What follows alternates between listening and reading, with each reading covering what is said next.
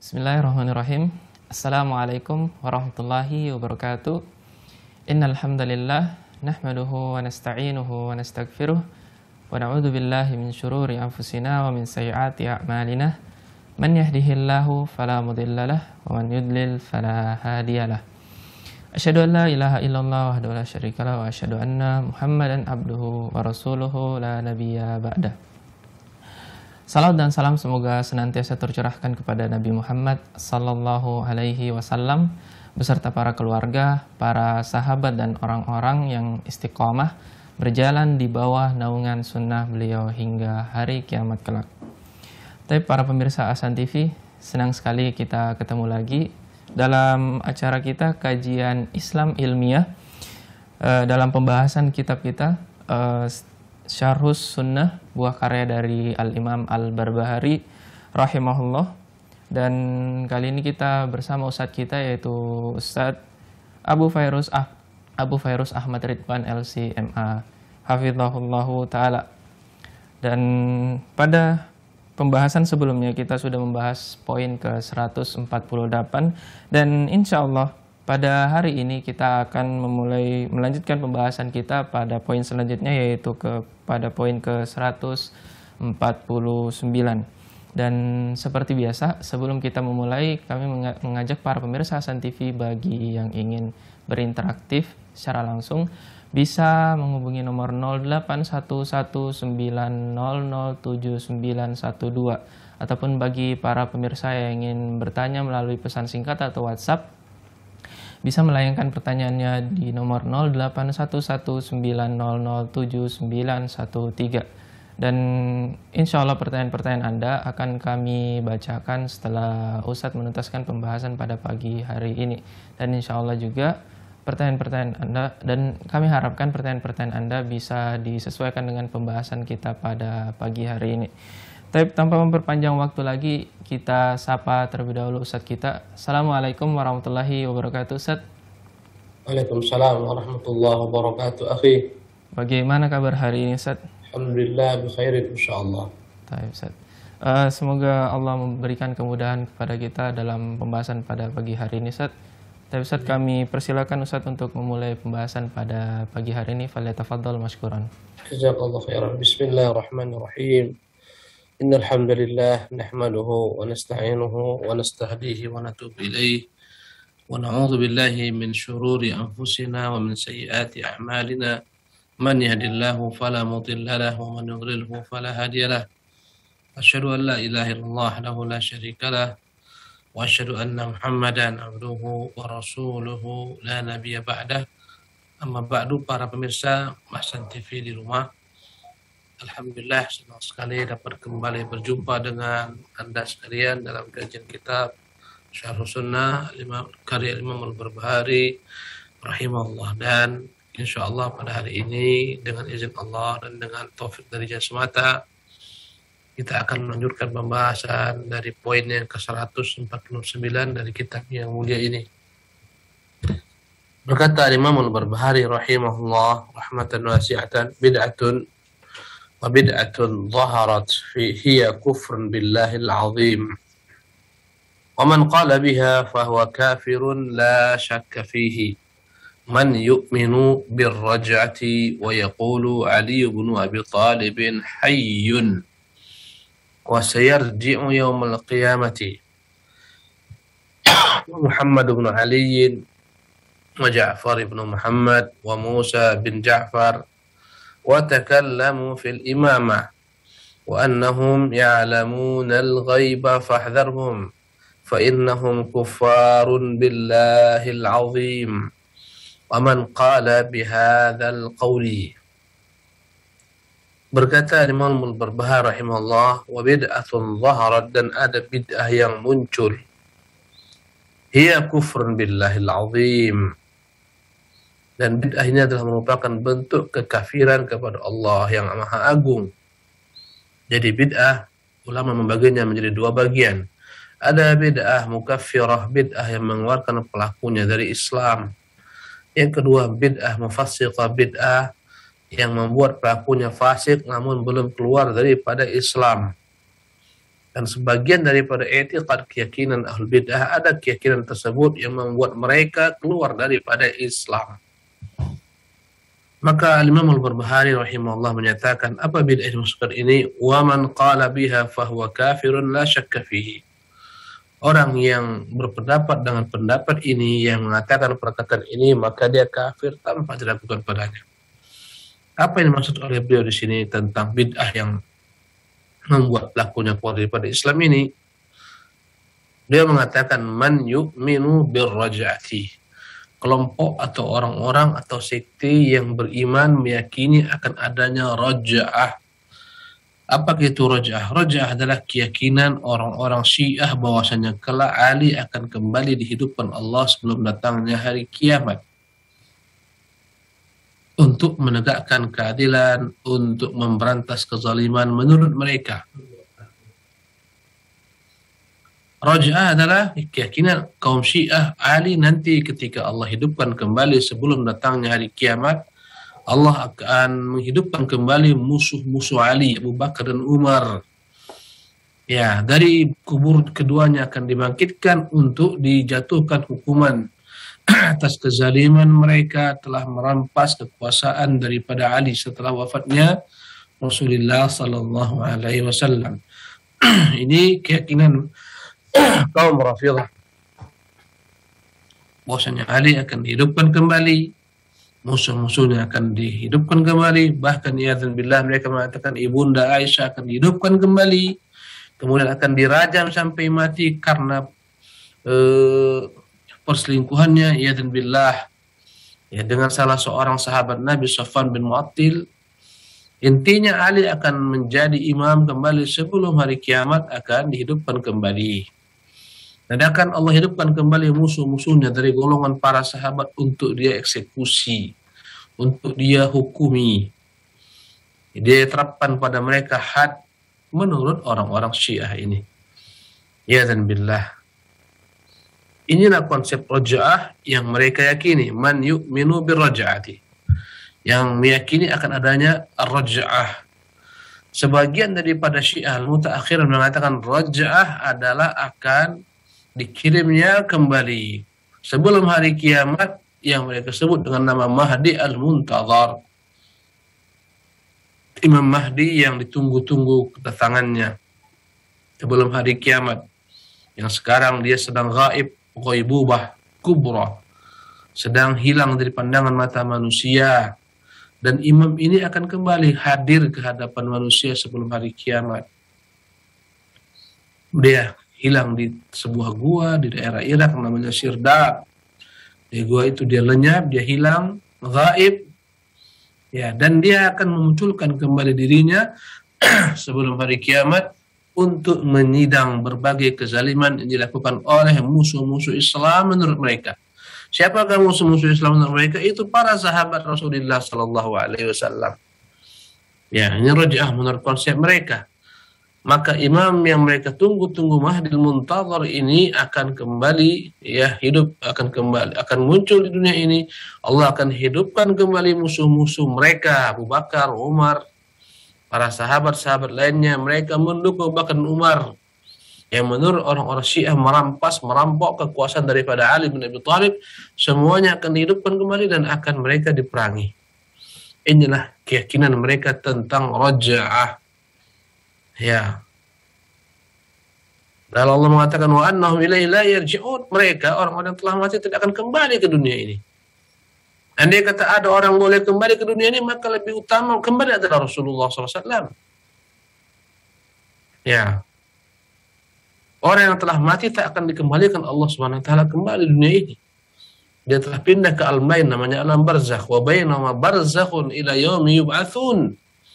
Kata Allah SWT, antara dunia ini dan alam kubur ada pemisah. Barzakh artinya pemisah. Ila yaumi yub'atsun, sampai datangnya hari berbangkit. Tak akan mungkin ada Allah SWT hidupkan kembali di dunia ini. Ya. Bagaimana keyakinan mereka, Allah akan hidupkan kembali musuh-musuh Ahlul Bait, akan dieksekusi mereka, akan dikisah dan semacamnya. Ini adalah perkara-perkara yang diyakini oleh kaum Syiah Rafidhah. Man yu'minu birraj'ati wa yaqulu, mereka lah orang-orang yang berkata Ali bin Abi Thalib hayyun. Ali itu masih hidup. Di antara keyakinan sebagian ghulatus Syiah, orang-orang Syiah yang ekstrim, mereka mengatakan Ali itu tidak mati, Ali hidup, Ali diangkat Allah SWT ke langit. Dan mereka meyakini sampai detik ini Ali tidak mati, tapi Allah angkat ke langit. Ya. Bahkan sebagian mereka menganggap bahwasanya petir dan kilat menyambar itu adalah merupakan bagian daripada aksi Imam Ali bin Abi Thalib. Dan ini adalah merupakan bentuk kezindikan, kekufuran. Kata mereka Ali hidup, Ali tidak mati. Wa sayarji'u qabla yaumil qiyamah. Nanti Ali akan kembali sebelum hari kiamat. Inilah konsep rojaah tadi. Ya, demikian juga akan kembali hidup para imam-imam yang mereka anggap sebagian daripada imam. Ya, Muhammad bin Ali bin Husain bin Ali. Ya. Abu Ja'far al-Baqir. Dan dia menurut ulama-ulama Ahlus Sunnah adalah al-imam thiqah, seorang imam yang adil, terpercaya. Kita Ahlus Sunnah mengakui keutamaan mereka, keilmuan mereka, kethiqahan mereka. Muhammad bin Ali yang dipanggil dengan kunyah Abu Ja'far al-Baqir, ya, yang wafat pada tahun 114 Hijriah. Dia adalah bagian daripada Ahlul Baiti Rasulullah yang kita muliakan, kita utamakan. Tapi tidak berlebihan sebagaimana diyakini orang Syiah. Dia akan hidup kembali, akan menyidang para sahabat yang merampok daripada Imam Ali kekuasaan. Wa Ja'far bin Muhammad bin Ali bin Husain bin Ali bin Abi Thalib yang dikenal dengan nama As-Sadiq. Orang Syiah menggelarinya dengan As-Sadiq, Ja'far As-Sadiq. Ya. Dan kita pun Ahli Sunnah meyakini keutamaannya, keimamahannya. Dia adalah seorang pimpinan imam yang layak ditiru, dijadikan sebagai qudwah alam, dan dia adalah merupakan orang yang dikenal keilmuannya, Ja'far As-Sadiq. Wa Musa bin Ja'far, ya, Musa bin Ja'far bin Muhammad bin Ali Abul Hasan, yang digelar dengan nama Al-Kazim.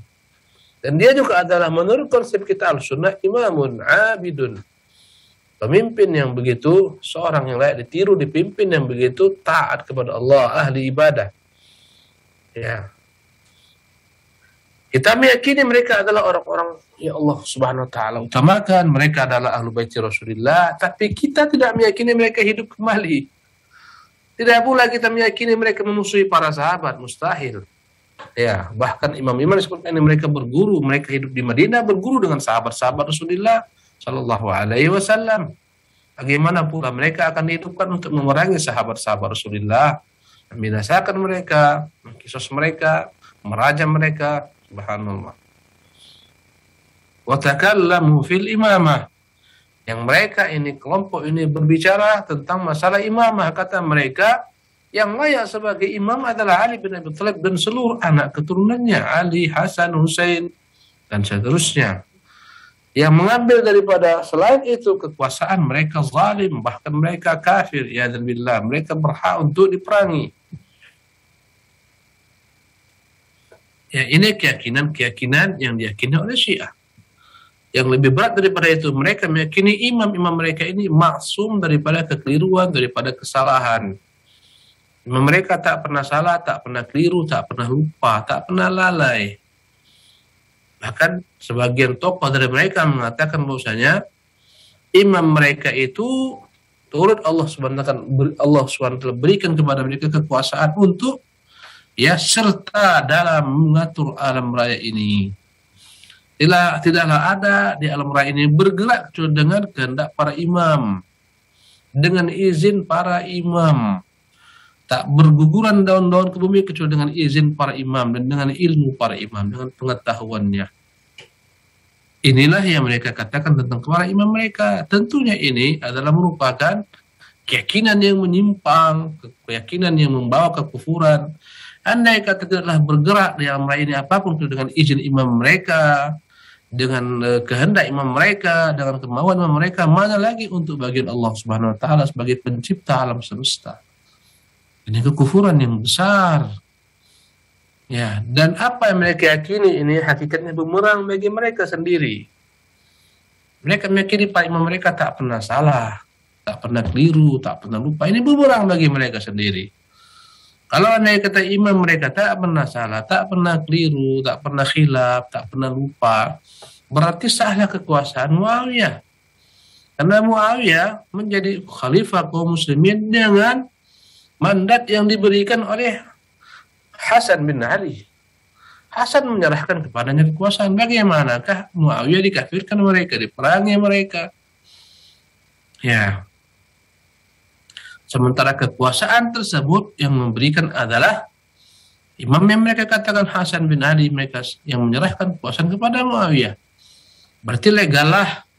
Karena perbuatan imam yang mereka perbuatan al-imam Hasan bin Ali yang mereka imamkan, tokohkan, kata mereka tidak lepas daripada tidak pernah salah, tidak pernah keliru, karena mereka maksum, berarti maksum pula lah keputusannya menyerahkan kekuasaan kepada Muawiyah radhiyallahu anhu Allah.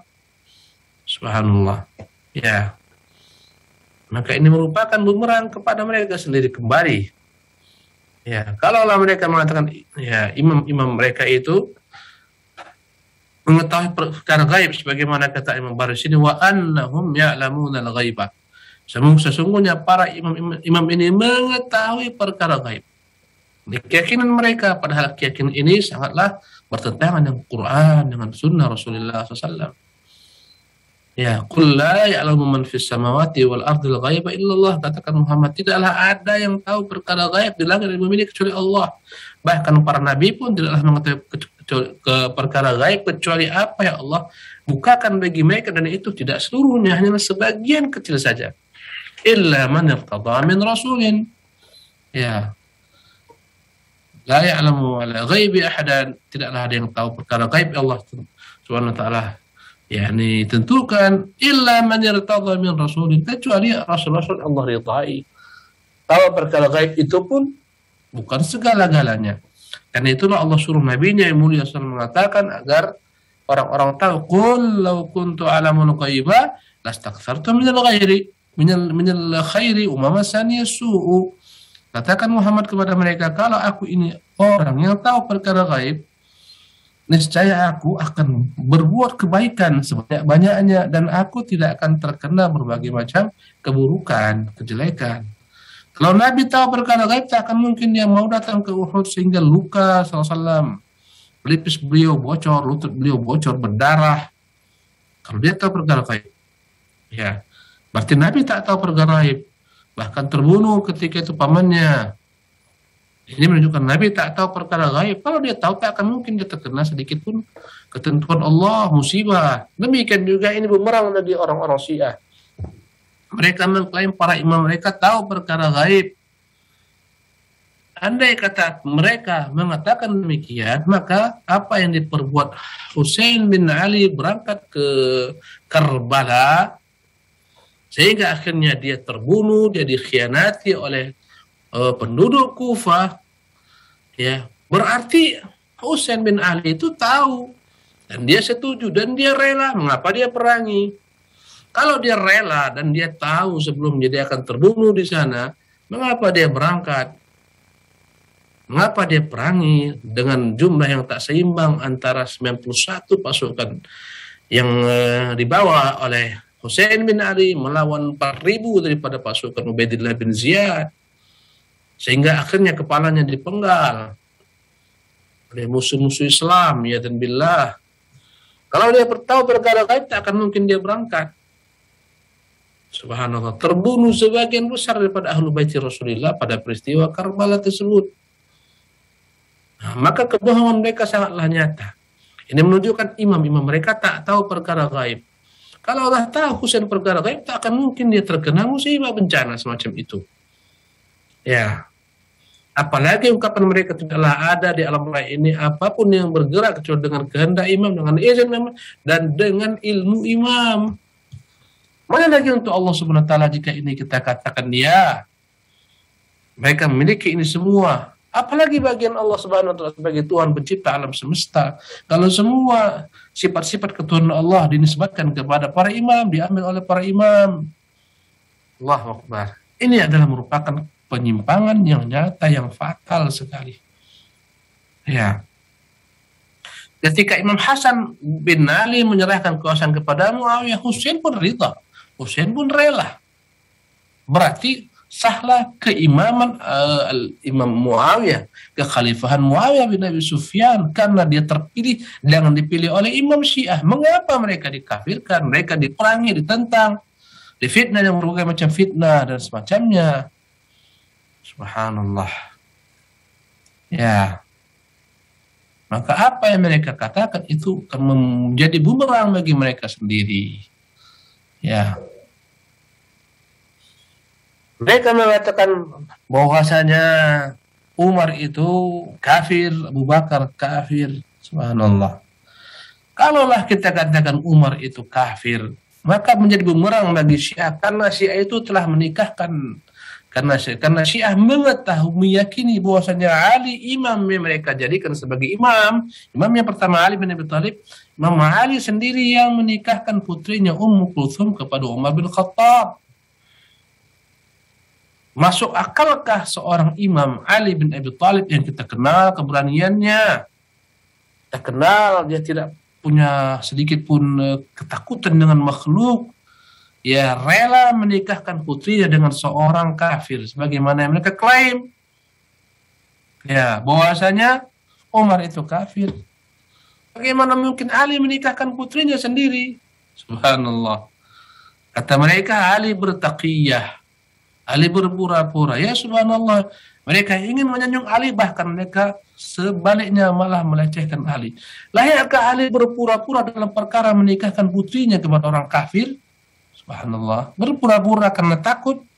Ini menunjukkan Ali seorang penakut, padahal tidak demikian Ali bin Abi Thalib yang kita kenal. Begitu pemberaninya Ali. Subhanallah. Maka ini keyakinan Syiah kembali menjadi bumerang bagi mereka sendiri. Ya. Allahu Akbar. Andai kata kau rujuk kembali, siapa nama anak-anak Hasan, anak-anak Husain, Muslim bin Aqil, yang mereka turut terbunuh dalam peristiwa Karbala, rata-rata anak mereka bernama Abu Bakar, ya, Umar, Utsman, rata-rata. Ya. Ini menunjukkan kecintaan Ahlul Bait kepada Abu Bakar, kepada Umar, kepada Utsman, sehingga mereka menamakan anak-anak mereka dengan nama-nama ini. Subhanallah. Bukan sebaliknya. Memang orang-orang Syiah la yaqilun. Mereka tidak memiliki logika berpikir yang sehat. Subhanallah. Jadi mereka mengatakan wa annahum ya'lamunul ghaiba, imam-imam mereka tahu perkara gaib, bumerang bagi mereka sendiri. Subhanallah. Maka berkata Imam Al-Barbahari rahimahullah, fahdharhum, waspadai orang-orang semacam ini. Fa innahum kuffarun billahil azim, sesungguhnya mereka itu kafir kepada Allah yang Maha Agung. Wa man qala bihadzal qaul, demikian pula orang yang mengatakan perkataan ini, imam mereka akan kembali hidupkan, akan kembali menyidang musuh-musuhnya dari golongan para sahabat. Imam mereka mengetahui perkara gaib. Ini semuanya kedustaan, bertentangan dengan Quran. Mereka mendustakan Quran Al-Azim. Orang yang mendustakan Al-Quran Al-Azim kafir, tak ada keraguan padanya. Jelas-jelas Allah Jalla wa'ala telah menurunkan satu surat yang padanya Allah menjelaskan kesucian ibunda kita Sayyidah Aisyah radhiyallahu anha warḍaha. Allah sucikan di atas langit ketujuh. Dia tidak pernah berselingkuh, tidak pernah berzina. Namun sampai saat ini orang-orang Syiah meyakini ibunda kita Aisyah berselingkuh, berzina dengan Safwan bin Mu'attil. Bukankah ini mendustakan Quranul Karim? Yang lebih buruk daripada itu, mereka meyakini akan dibangkitkan ibunda Aisyah nanti sebelum hari kiamat, disidang oleh para imam Syiah ini. Ya, dirajam oleh mereka, dirajam oleh Ali, dirajam oleh Hasan, dirajam oleh Husain, Abu Ja'far al-Baqir, ya, Musa al-Kazim, dan lain-lainnya. Ya subhanallah. Ini akidah yang sangat bermasalah. Ya, sebentar lagi akan datang peringatan hari Karbala. 10 Muharram orang-orang Syiah memperingati hari ini. Mereka akan melakukan tindakan-tindakan yang bodoh, memukul-mukul tubuh, mempecut tubuh mereka, melukai tubuh mereka sebagai tanda bela sungkawa atas terbunuhnya Hussein. Wallahi kita juga bersedih dengan terbunuhnya Hussein. Dan kita katakan zalim para pembunuh Hussein. Ya, namun layakkah kita yakni mengenang pembunuhan tersebut dengan melakukan tindakan-tindakan bodoh, kita memukuli tubuh kita, memukuli kepala kita, melukai kita sendiri sehingga berdarah-darah? Tak layak. Ini adalah meratap yang dilarang dalam Islam. Dan Nabi mengatakan ini bagian daripada perbuatan jahiliyah. Meratap. Kemudian adakah manfaatnya untuk Husain bin Ali? Apakah dia akan hidup kembali? Tak ada manfaatnya untuk dia. Ini telah menjadi sejarah yang telah ditentukan oleh Allah Subhanahu wa Ta'ala. Yang lebih miris, yang lebih menyedihkan sebenarnya, kenapa Imam Husain bin Ali keluar sampai menuju Karbala, terbunuh di sana? Tidakkah mereka tahu sesungguhnya orang-orang Kufah, orang-orang Syiah Kufah ini mereka yang berkhianat kepada Imam Husain. Mereka yang mengajak dia keluar agar berangkat ke Kufah. Setelah itu mereka semuanya berpaling meninggalkan Imam Husain. Imam Husain terkhianati, mereka yang mengkhianatinya.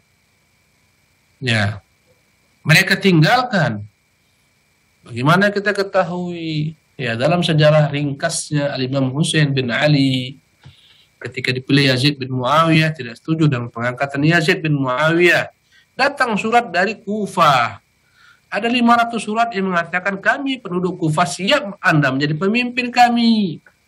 Maka datanglah kemari. Maka Ali mengirim Muslim bin Aqil, salah seorang daripada Ahlu Bait Rasulullah, untuk mengecek kebenaran berita tersebut. Ternyata benar. Mereka telah siap, bahkan 1000 orang. Siap untuk membayar Imam Husain bin Ali. Husain bin Ali tidaklah mengakui keimaman kala itu Yazid bin Muawiyah yang ditunjuk oleh Muawiyah bin Abi Sufyan. Ketika dia berangkat, Masya Allah, ya terdengar oleh Khalifah Yazid bin Muawiyah, maka dikirim Ubaidillah bin Ziyad untuk mengecek kebenaran berita tersebut. Karena dia menjadi gubernur yang menguasai daerah Kufah dan Basra. Setelah itu datanglah ke Kufah Ubaidillah bin Ziyad, gubernur daripada Yazid bin Muawiyah. Ya, dengar gerak-gerik Muslim bin Aqil dan orang-orang yang membaiat Ali, ingin membaiat Husain bin Ali. Ya, setelah itu terdengar oleh mereka hal ini, maka datanglah berbondong-bondong orang Kufah mengepung istana Ubaidillah bin Ziyad, gubernur Kufah yang tunjuk oleh Yazid. Datang jumlah mereka besar, ada yang mengatakan 12.000 jumlah mereka, ada yang mengatakan 4.000. Tersudutlah, terdesaklah ketika itu Ubaidillah bin Ziyad. Dia naik ke atas atap. Dia katakan kepada orang-orang Kufah, "Hai orang Kufah, hati-hatilah kalian. Sayangi nyawa kalian. Ya, jangan lakukan pemberontakan ini.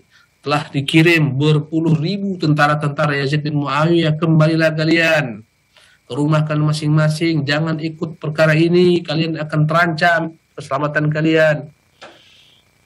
Subhanallah. Padahal mereka 4.000 orang dengan Muslim bin Aqil telah mengepung Ubaidillah bin Ziyad. Kemudian dari atas dia panggil kepala-kepala suku dari penduduk-penduduk Kufah ini, dia beri uang, dia suap. Akhirnya kepala suku membawa kembali semua pengikutnya. Subhanallah. Ketika telah datang sore, dari 4.000 orang ini hanya tinggal belasan orang saja. Tinggal 30 orang dalam sebagai riwayat. Semua sudah pulang. Ketika senja akan meninggalkan dan beranjak kepada malam, tinggal Muslim bin Aqil sendiri. Maka seketika ditangkap Muslim bin Aqil dan eksekusi mati. Sebelumnya Muslim bin Aqil menulis surat kepada Husain, "Engkau jangan pernah datang, sesungguhnya mereka pengkhianat, sebagaimana mereka mengkhianati ayahmu, membunuh ayahmu. Ya, mereka mengkhianati ayahmu, mereka akan mengkhianati engkau. Telah mengkhianatiku dan akan mengkhianatimu pula." Tapi surat ini terlambat kepada Husain sampainya. Sampai di Karbala, subhanallah. Maka Imam Husain bin Ali bin Abi Thalib berhadapan dengan 4.000 pasukan. Maka Husain bin Ali mengatakan kepada pimpinan mereka, biarkan saya ke negeri Syam. Saya akan membaiat Yazid bin Muawiyah, tunduk patuh kepadanya. Atau izinkan saya kembali ke kota Madinah dengan semua keluarga saya. Atau yang ketiga, berikan saya izin untuk mengikuti manapun daripada jihad kaum muslimin yang ada. Ya. Dari sinilah kita mengetahui bahwa Husain tidaklah memberontak. Dia mengatakan, izinkan saya untuk berangkat ke negeri Syam untuk membaiat Yazid bin Muawiyah, atau berikan saya kesempatan pulang kota Madinah bersama keluarga saya, atau biarkan saya berjalan mengikuti para mujahidin yang berjihad di Allah SWT. Sekiranya mereka katakan, ya selesai perkara. Namun Ubaidillah bin Ziyad yang sombong ini, yang zalim ini mengatakan, tidak, aku yang menentukan. Engkau datang terlebih dahulu ke Kufah, aku yang akan menyidangmu. Dan Husain merasa ini adalah pelecehan terhadap diri beliau. Maka beliau tidak mau ikut dengan apa yang dikenal oleh Ubaidillah bin Ziyad. Maka Ubaidillah bin Ziyad serahkan ketika itu kepada para pasukannya untuk memerangi Husain bin Ali dengan peperangan yang tak seimbang. Sepanjang hari Imam Husain berjuang mati-matian berjihad. Ya Allah SWT membela dirinya, membela keluarganya, sehingga punah semua Ahlul Bait, tinggal Imam Husain sendiri. Subhanallah, ketika mulai menjelang sore tinggal dia sendiri, sementara 4.000 orang ini semua mereka khawatir untuk membunuh, memerangi Husain bin Ali ini. Subhanallah. Tatkala demikian datanglah salah seorang mereka yang paling terkutuk. Subhanallah. Maka dia datang, dia perangi Husain, kemudian berbondong-bondong mereka mengerai Husain, terbunuhlah Husain, kemudian mereka penggal kepalanya dan seterusnya. Mereka kirim kepalanya kepada Yazid bin Muawiyah, na'udzubillah min dzalik. Inilah merupakan kisah hari Karbala yang sebenar-benarnya. Kalau kita simpulkan, yang mengirim Husain berangkat Karbala adalah mereka sendiri, orang-orang Kufah, kaum Syiah. Yang mengkhianati Husain adalah mereka sendiri, orang-orang Kufah, kaum Syiah. Sementara mereka tangisi kematiannya, mereka ya mempecut diri mereka, subhanallah.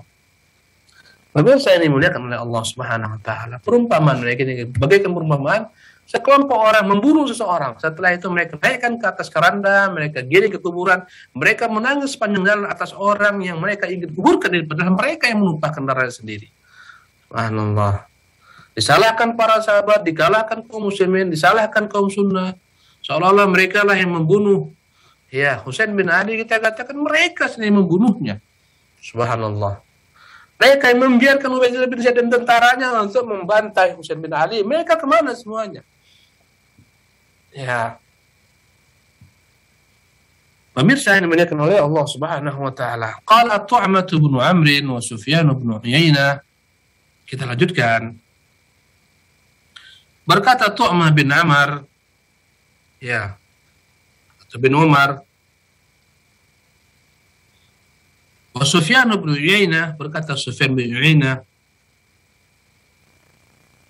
man waqafa 'inda Utsman wa Ali fa huwa syi'iyyun la yu'addal wa la yukallam wa la yujalas. Barang siapa yang tidak punya sikap ya dalam perkara Utsman dan Ali, ya, yang mereka dalam bab kekuasaan kekhalifahan, mereka mengatakan sesungguhnya Ali itu, ya, dan Utsman, mereka katakan Utsman itu tak lebih layak daripada Ali. Ali lah yang lebih layak. Fahuwa syi'iyyun la yu'addal. Orang semacam ini adalah orang Syiah. La yu'addal, tidak layak dijadikan sebagai saksi karena dia tidak adil. Dianggap fasik. Wala yukallam, tak layak diajak berbicara, dihinakan. Wala yujalas, tak layak duduk bersamanya bermajlis. Ya.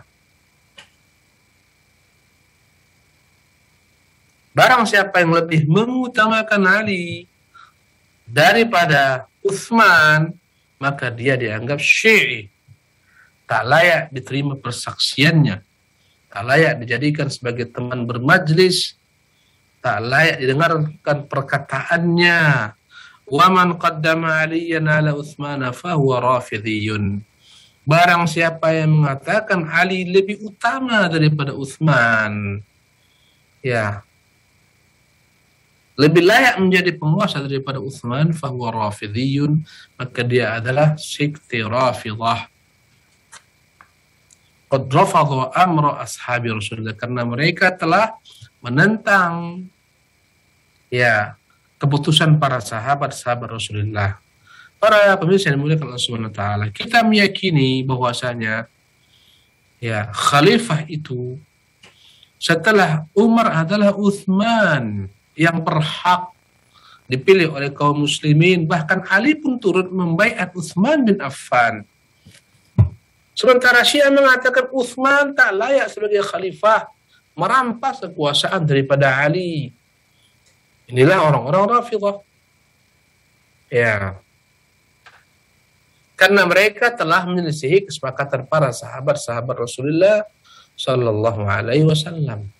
Dahulu kala dalam bab manakah lebih utama, Utsman atau Ali? Orang yang mengatakan Ali lebih utama daripada Utsman ini dianggap mutasyayyi', condong kepada Syiah. Ya, yang mengutamakan Utsman, yang mengutamakan Ali di atas Utsman. Ya, bahwasanya lebih utama Ali daripada Utsman. Ini mutasyayyi'. Tapi yang mengatakan Ali yang berhak mendapat kekuasaan, bukan Utsman. Utsman merampas. Ini orang-orang Rafidhi Syiah, subhanallah. Yang sebenar-benarnya. Ya.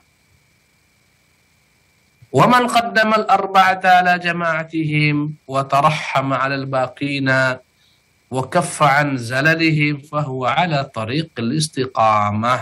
Namun barang siapa yang mengatakan yang paling utama adalah 4 orang khalifah, Khulafaur Rasyidin, Abu Bakar, kemudian Umar, kemudian Utsman, kemudian Ali, ya, ala jamaatim, lebih utama keempat orang dibandingkan jamaah mereka, yaitu para sahabat. Wa tarahhama 'alal baqin, dan senantiasa mendoakan agar Allah merahmati semua sahabat yang lain, tak mencela mereka, tak mengkafirkan mereka, tidak memfasikkan mereka. Wa kaffa 'an zalalihim, orang-orang yang senantiasa menutup diri mereka untuk tidak mencela ketergelinciran para sahabat. Fahuwa ala tariqil istiqamah, maka mereka lah di atas jalan yang lurus. Inilah ahlu sunnah, yang mereka menerima kekhalifahan 4 Khulafaur Rasyidin secara tertib, Abu Bakar, Utsman, Ali, Abu Bakar, Umar, Utsman, Ali.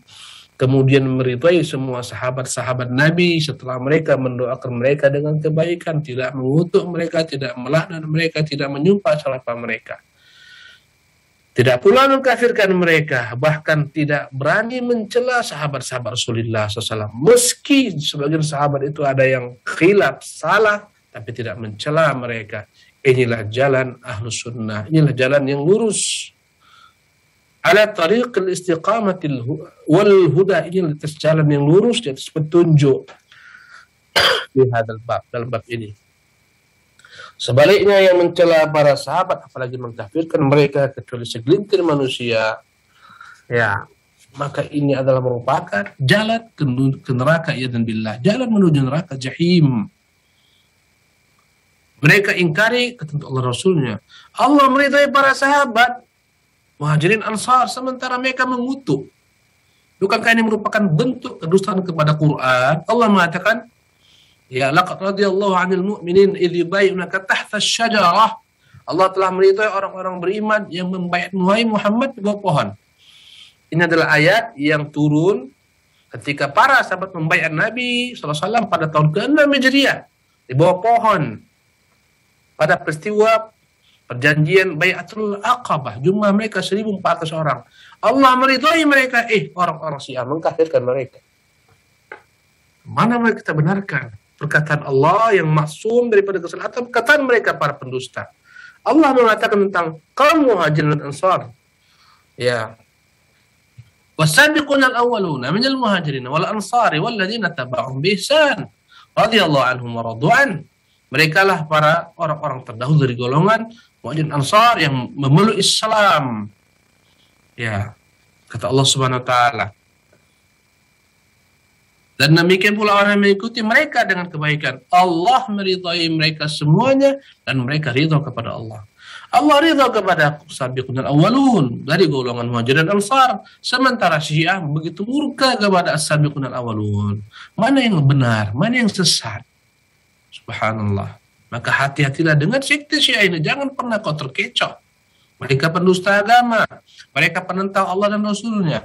Rasulullah mengatakan, la tasubbu ashabi. Jangan celah sahabat-sahabat saya.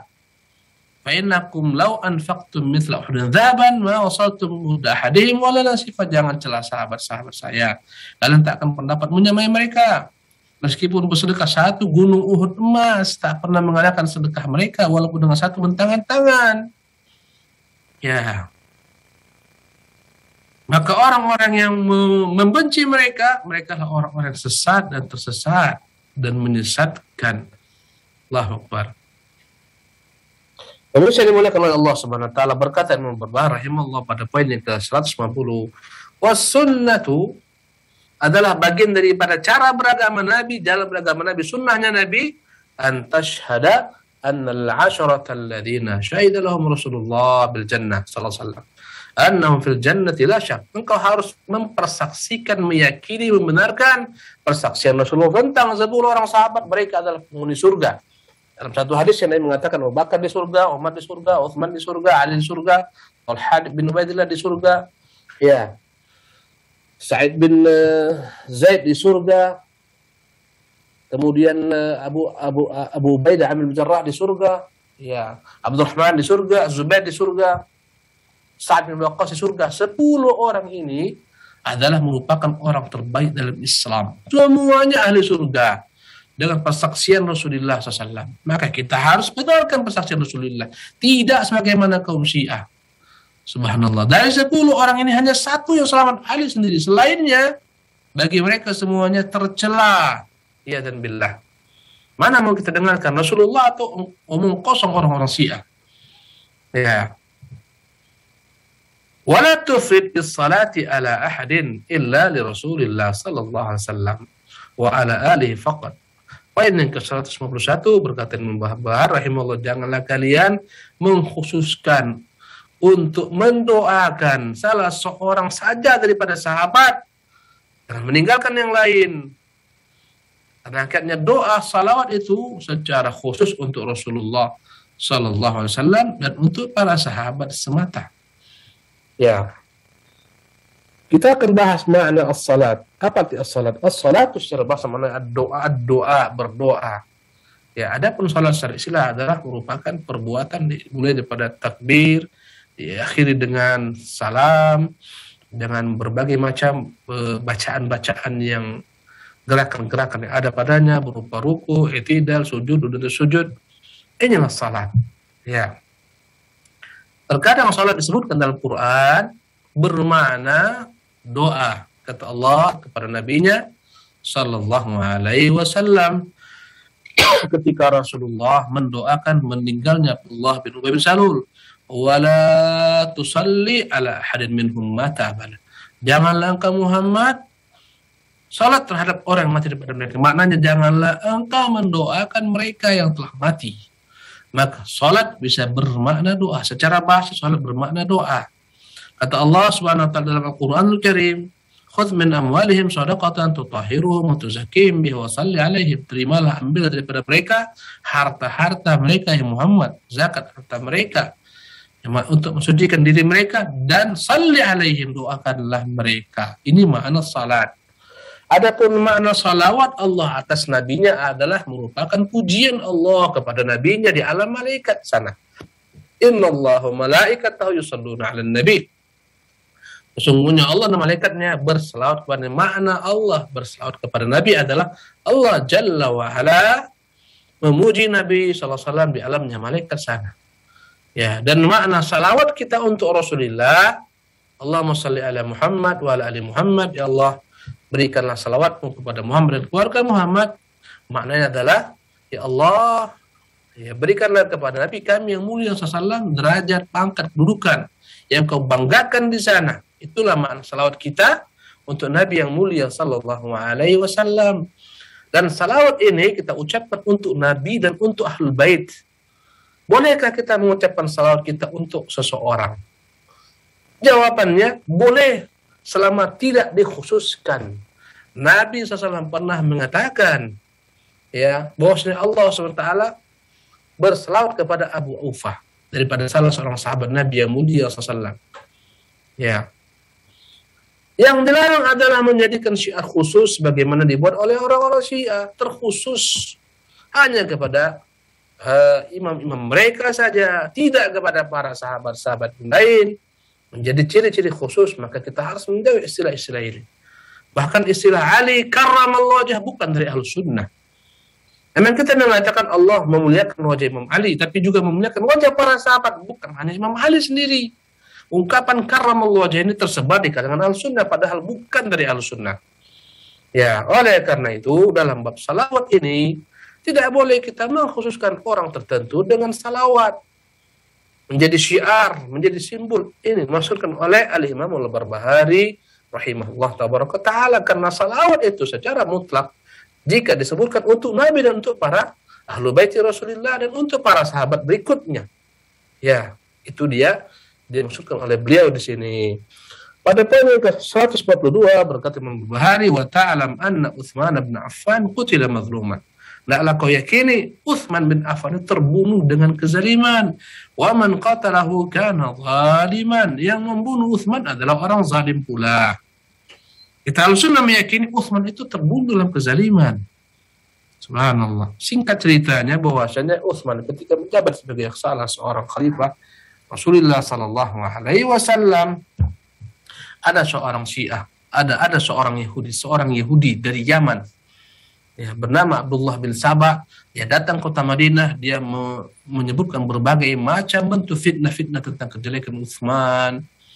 Ya, Utsman ingin menguasai kekhalifahan untuk keluarganya, membelanjakan harta Baitul Mal untuk kepentingan keluarganya. Utsman nepotisme, Utsman membiarkan para sahabat menzalimi para sahabat.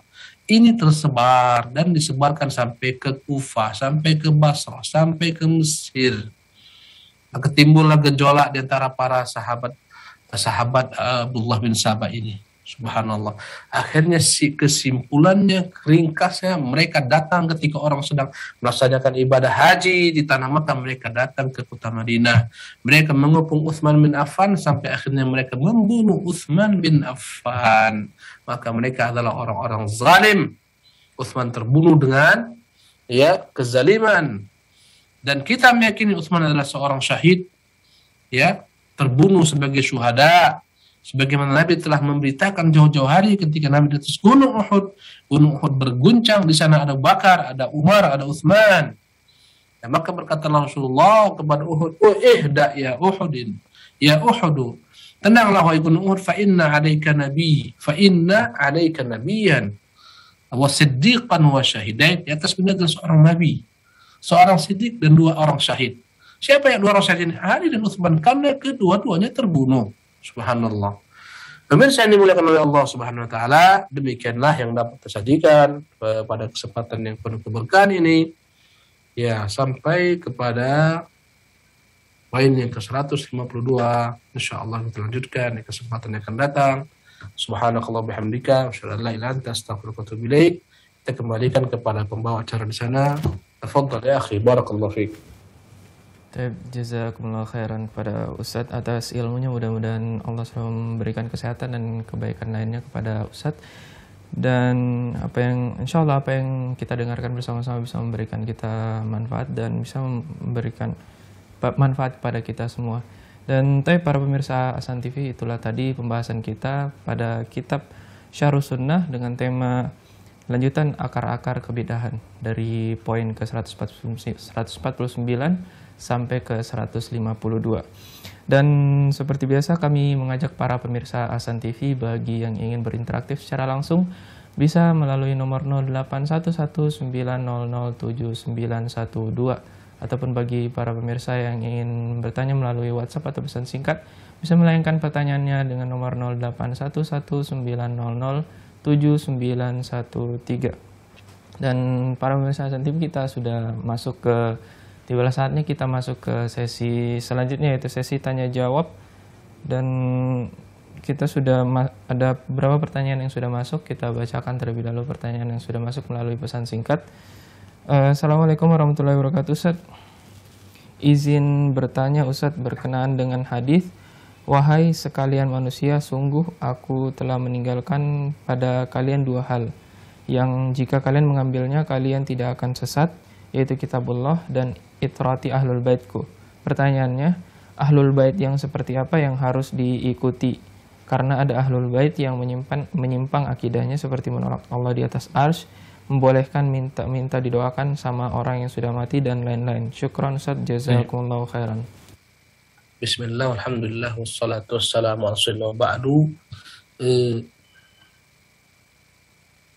Nabi yang mulia SAW memerintahkan kita untuk memuliakan ahlu bait, menjaga ahlu bait, tidak menyia-nyiakan mereka, apalagi memusuhi mereka. Pertanyaannya adalah, siapakah ahlu bait tersebut? Ahlu bait, ya, secara umum adalah semua orang-orang yang mengikuti Rasulullah SAW. Itu ahlu bait Rasulullah. Ya, pengikut Rasulullah dialah ahlu bait Rasulullah. Ini definisi secara umum. Ya, ahlu bait Rasulullah adalah semua kaum mukminin yang mengikuti agama Rasulullah, cara beragama Rasulullah, manhaj Rasulullah, akidah Rasulullah, cara bermuamalah Rasulullah. Mereka semua adalah ahlu bait Rasulullah SAW. Ini definisi yang pertama. Definisi yang kedua, dan ini juga benar, ini hak. Ahlu bait Rasulullah adalah orang-orang yang mengikuti Nabi, cara beragama Nabi SAW, dari golongan orang-orang yang memiliki keterikatan nasab dengan Rasulullah Sallallahu Alaihi Wasallam. Itu ahlu bait Rasulullah. Ya, ahlu bait Rasulullah siapa saja? Siapa saja ahlu bait itu? Mereka haram untuk makan sedekah. Ahlu bait bukan hanya Fatimah, Ali, Hasan, Husain dan keturunan mereka. Tidak. Ini kezaliman. Ini kezaliman Syiah. Ya. Karena ahlu bait Rasulullah, Abbas adalah ahlu bait Rasulullah. Semua anak Abbas adalah ahlu bait Rasulullah. Abdullah bin Abbas ahlu bait Rasulullah. Mereka tak berhak makan sedekah. Ya. Aqil juga ahlu bait Rasulullah. Dan anak-anak Aqil juga ahlu bait Rasulullah sallallahu alaihi wasallam. Jadi bukan hanya Hasan, bukan hanya Husain, bukan Ali, bukan Fatimah. Kemudian ada lagi ahlu bait Rasulullah, nisbatkan kepada ahlu bait Rasulullah, bukan memiliki hubungan kerabat dengan Rasulullah, tapi memiliki hubungan pernikahan. Semua istri-istri Rasulullah juga ahlu bait. Lihatlah bagaimana Allah turunkan dalam banyak ayat dalam Al-Quran Karim. Firman-firmannya kepada istri-istri Rasulullah. Kata Allah, "Innama yuridullah liyudhhiba ankumur rijsa ahlul bait." Sesungguhnya Allah ingin membersihkan daripada segala macam kotoran-kotoran. Wahai ahlul bait. Siapa mereka? Ini ayat ditujukan kepada istri Rasulullah SAW. Mereka ahlul bait Rasulullah. Sebagaimana kita, ahlul bait kita adalah istri kita, anak-anak kita, ahlul bait kita itu. Dan orang-orang yang berbuat kebaikan kepada kita, mendukung kita, dari para pembantu kita itu ahlul bait kita, masuk ke dalam ahlul bait. Ya. Maka kita harus dudukkan pada porsinya, bukan dipersempit. Dan barang siapa di antara ahlu bait Rasulullah terikat dengan kekerabatan nasab, tapi tidak beragama sebagaimana Rasulullah, maka kita membencinya, sebagaimana kita membenci Abu Lahab, paman Rasulullah kontan. Abu Lahab, paman Rasulullah. Wajibkah kita mencintai dia dengan anggapan dia ahlu bait? Tidak. Dia musuh Allah SWT, musuh Rasulnya, maka kita wajib membencinya. Maka demikian pula lah sikap kita kepada setiap orang yang mengaku mereka memiliki keturunan jalur sampai ke Rasulullah, tapi tidak beragama sebagaimana Rasulullah, mengajarkan orang kesyirikan, menjual jimat, ya, meminta-minta sedekah daripada masyarakat dan kaum muslimin, padahal tidak halal bagi mereka sedekah, ya, membangga-banggakan dirinya sebagai ahlu bait Rasul, tapi perangannya tak sama dengan perangnya Rasulullah SAW. Menyelisih hadis Rasulullah dalam tindak tanduknya, perbuatannya, sepak terjangnya, maka kita wajib membenci mereka meski benar dia adalah merupakan keturunan Rasulullah. Walaupun banyak orang-orang yang mengaku belakangan dia Ahlul Bait, dia keturunan Rasulullah, pengakuan yang tak sah, pengakuan yang tak dibuktikan dengan bukti yang ilmiah. Banyak orang yang mengaku untuk kepentingan-kepentingan perutnya, kepentingan-kepentingan dunia dan semacamnya. Maka kalau mereka menyaksikan Rasulullah SAW, kita membenci mereka. Wallahu tabaraka wa ta'ala alam. Naam. Taib, jazakumullah khairan atas jawabannya Ustaz. Mudah-mudahan bisa bermanfaat bagi penanya. Taib, sambil menunggu penelpon yang masuk, kita bacakan lagi pertanyaan yang sudah masuk melalui pesan singkat. Pertanyaan selanjutnya Ustaz. Ustaz, mengapa ketika Utsman terbunuh, para sahabat yang lain tidak bisa menyelamatkan beliau? Bukankah masih ada sahabat Ali dan yang lainnya dari hamba Allah di Jawa Barat? Bismillah, alhamdulillah, ba'du. Mengapa ketika Utsman terbunuh, para sahabat Rasulullah SAW tidak membelanya? Ya, kalau kita lihat sejarah, Ali bin Abi Thalib telah mengutus putra-putranya Hasan Hussein. Kemudian sahabat juga siap dengan pedang terhunus membela Utsman bin Affan. Kalau Utsman katakan, iya, mereka akan memerangi semua para pemberontak. Namun Utsman tahu bahwasanya memang dia akan terbunuh sebagai syahid. Dia tidak ingin ada darah lain tertumpah selain dirinya. Maka Utsman memerintahkan semua para sahabat yang siap untuk membelanya, dengan darah-darah mereka yang menghunuskan pedangnya untuknya, semua mereka diperintahkan oleh Utsman agar mereka pulang ke rumah mereka masing-masing, tidak ikut-ikutan dalam perkara ini. Bahkan bahkan Utsman mengatakan kepada para budak-budaknya, semua budak-budaknya, barang siapa yang menyarungkan pedangnya tidak ikut-ikutan dalam perkara ini, maka dia merdeka bebas. Dia haramkan budak-budaknya membelanya. Bahkan dia perintahkan, dan para sahabat ketika itu masih di bawah ketaatan kepada Utsman, dia sebagai khalifah. Kalau akan mengaku aku sebagai pemimpin kalian, pulanglah ke rumah kalian masing-masing. Maka Qadarullah, ada beberapa kesalahan teknis kita akan melanjutkan beberapa saat lagi. Tumpah kecuali dirinya semata. Subhanallah. Wallahu tabaraka ta'ala. Naam. Ustaz, jazakumullah khairan atas jawaban dari Ustaz. Kita akan melanjutkan pertanyaan selanjutnya, yaitu Ustaz, bolehkah seorang penuntut ilmu berkata, si fulan telah melakukan bid'ah, si fulan adalah pelaku bid'ah, Ustaz tersebut telah menyesatkan umat? Dari Ibnu Kemal di Cikarang. Bismillahirrahmanirrahim. Setiap orang yang melakukan bid'ah boleh kita katakan dia pelaku bid'ah, nggak ada masalah. Ya, tidak masalah. Orang berbuat bid'ah katakan ini pelaku bid'ah, nggak ada masalah. Bahkan orang yang berbuat kekufuran kita katakan ini pelaku kekufuran, nggak ada masalah dalam perkara tersebut. Tapi dalam bab takfir kita harus berhati-hati. Tidak semua orang yang melakukan kekufuran dihukumi kafir. Ada padanya syarat-syarat tertentu. Tapi untuk perkara bid'ah, kita katakan ini pelaku bid'ah, nggak ada masalah dalam perkara ini.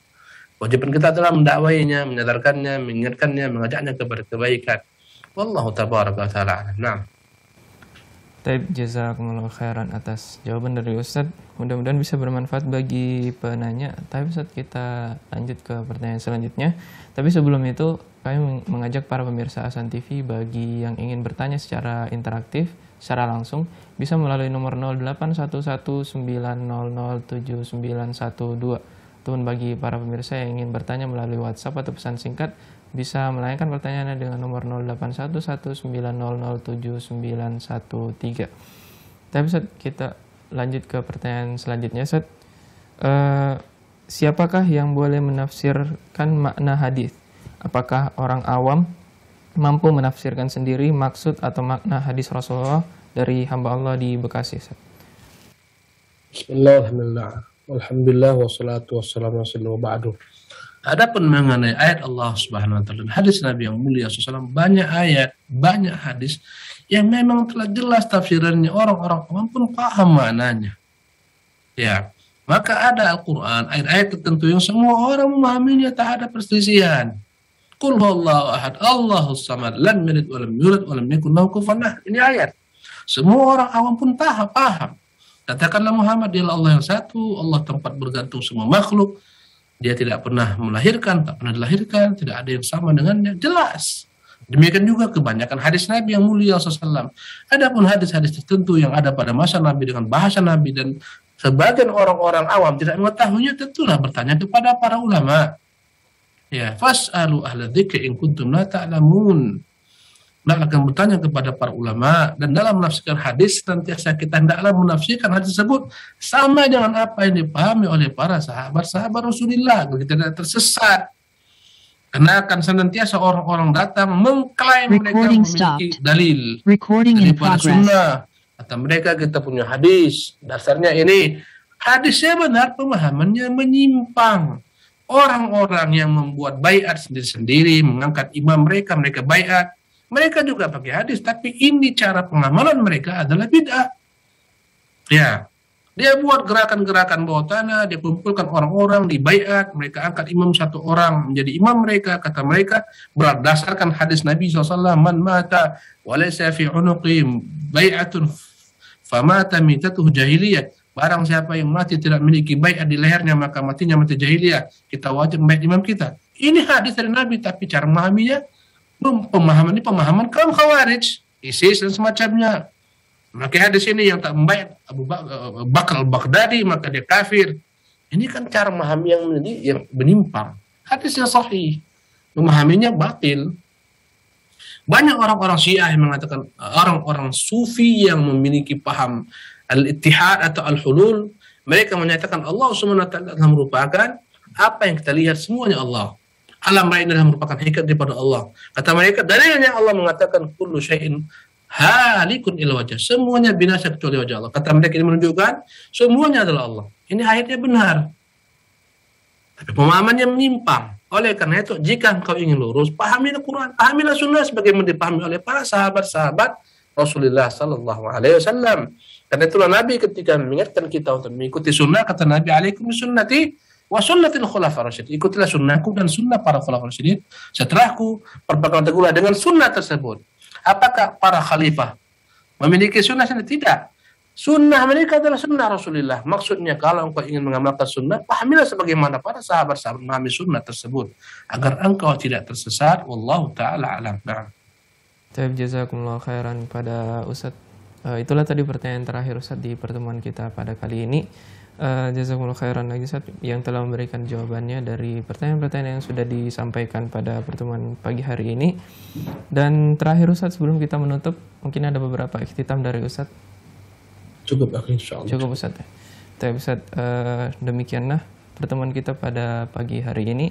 Dan jazakumullah khairan juga kepada para pemirsa Ahsan TV yang selalu setia menyaksikan program-program Ahsan TV, terkhususnya pada pagi hari ini. Dan bagi para pemirsa yang belum sempat menyaksikan pembahasan kita full, insya Allah akan kami tayangkan di YouTube atau di media sosial lainnya setelah proses editing. Dan terakhir, kami selaku kru yang bertugas mohon maaf apabila ada kesalahan. Dan kita tutup pertemuan kita pada kali ini dengan doa kafaratul majelis. Subhanakallahumma bihamdik asyhadu an la ilaha illa anta astaghfiruka wa atubu ilaik. Assalamualaikum warahmatullahi wabarakatuh.